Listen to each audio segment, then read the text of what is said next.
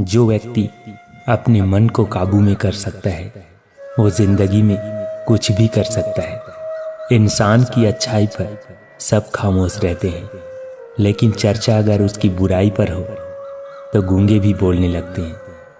भगवान कहते हैं, तुम्हारे बीते हुए कल को तो मैं ठीक नहीं कर सकता, लेकिन तुम वर्तमान में अगर अच्छे कर्म करोगे तो मैं तुम्हारा आने वाला कल अवश्य उजागर करूंगा। आज के ज़माने में कोई अपना नहीं होता, सिर्फ लोग तब तक साथ होते हैं जब तक उनका स्वार्थ होता है। अगर कोई अकेला है तो इसका मतलब ये नहीं कि उसे कोई पसंद नहीं करता, बल्कि वो अकेला इसलिए है क्योंकि उसने दुनिया की औकात जान ली है। लोगों को परखने की आदत डालो। जैसे हर चमकती चीज सोना नहीं होती, वैसे ही हर अच्छा दिखने वाला इंसान अच्छा नहीं होता। अकेले रहने का वजह ही अलग है, ना किसी की ज़रूरत ना किसी से उम्मीद। सफाई वहाँ देनी चाहिए जहाँ उसे सुनने और समझने वाला एक खुला दिमाग हो। मेहनत एक ऐसी चाबी है जो बंद भाग्य के दरवाजे को भी खोल देती है। डाली से गिरते हुए पत्तों ने क्या खूब कहा है, अगर बोझ बन जाओगे तो अपने ही तुम्हें गिरा देंगे।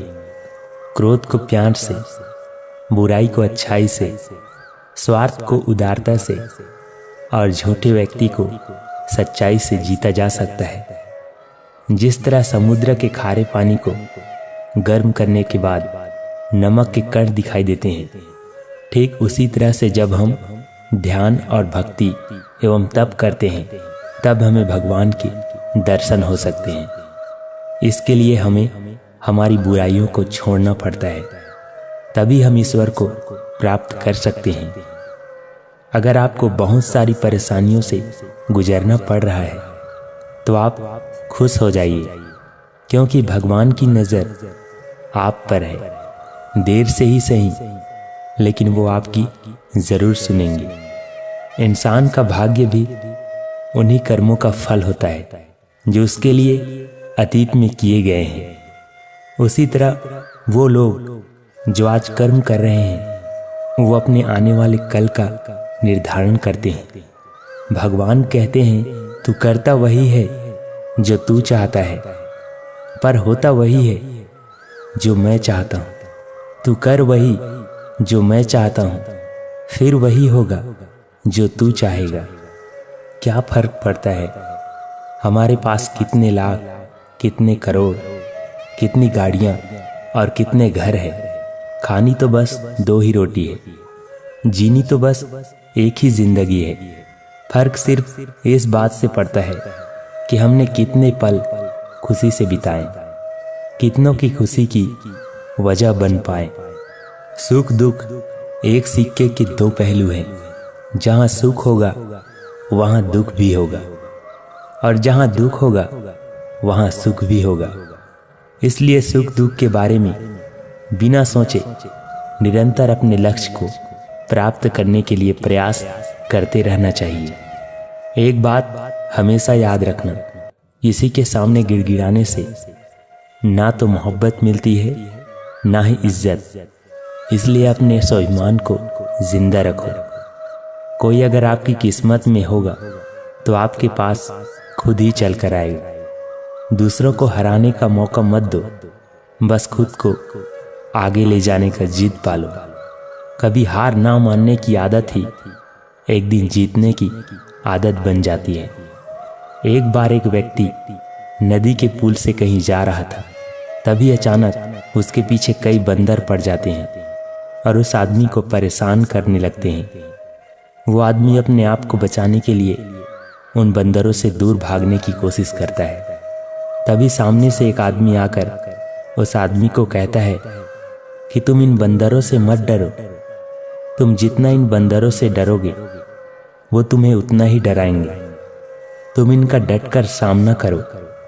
वो आदमी उन बंदरों का सामना करने के लिए उनकी तरफ देखता है, उन बंदरों की आंखों में आंखें डालकर चिल्लाने लगता है और सभी बंदर वहां से भाग जाते हैं। हमारे जीवन में भी नकारात्मक विचार इसी बंदर की तरह है। जितना हम इन बंदरों से डरेंगे वो उतना ही हमारा पीछा करेंगे, और जैसे ही हम इनका डट कर मुकाबला करेंगे वो भाग जाएंगे। सिर्फ 2 चीज़ें मनुष्य के भाग्य का निर्माण करती है। पहला, स्वभाव। अगर आपके स्वभाव में अच्छाई, विनम्रता और गुण है तो आपका भाग्य चमकेगा। अगर आपका स्वभाव क्रोधी है, आलसी है, तो आपका भाग्य बिगड़ना तय है। इसलिए अपने स्वभाव को मधुर और आकर्षित बनाइए। दूसरा, आपकी वाणी। बोलना तो आदमी 2.5 साल की उम्र में ही सीख जाता है, परंतु कब, कैसे और क्या बोलना है ये उसे जिंदगी भर समझ नहीं आता। जिसे ये बोलना आ गया कि कब, कहाँ और कितना बोलना है, समझ लो उसे सफल होने से कोई नहीं रोक सकता। पिता से बड़ा सलाहकार नहीं, माँ की छाँव से बड़ी कोई दुनिया नहीं, भाई से अच्छा कोई भागीदार नहीं, और बहन से बड़ा कोई शुभ चिंतक नहीं। इस मतलबी दुनिया से मतलब न रखो, और अगर मतलब रखना है तो अपने स्वभाव से मतलब रखो। अगर तुम्हारा घर जल जाए तो लोग सहानुभूति प्रकट करने आते हैं।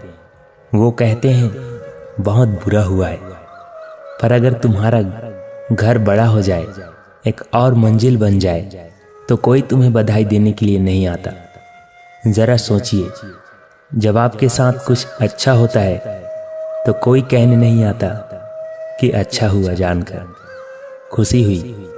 मगर आपके साथ कुछ बुरा होता है तो ज़रूर कुछ लोग आकर ये कहेंगे कि सुनकर बुरा लगा।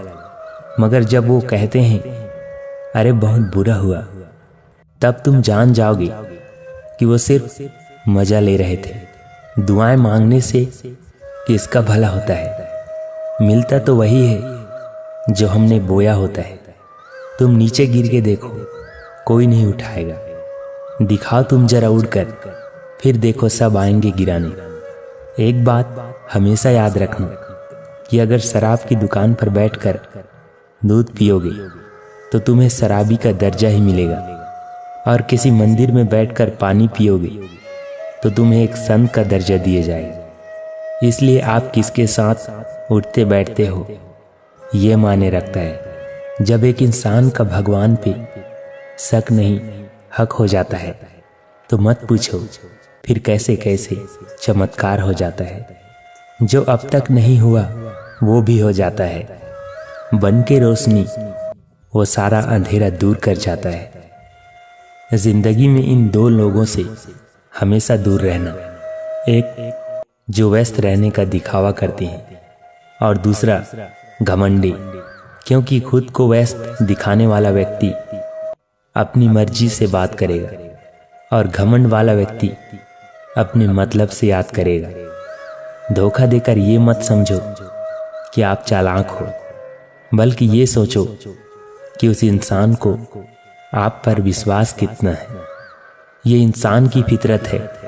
यदि आप उसका एक बार सहायता न करो तो वो आपके द्वारा पहले की गई सारी सहायताओं को भूल जाता है।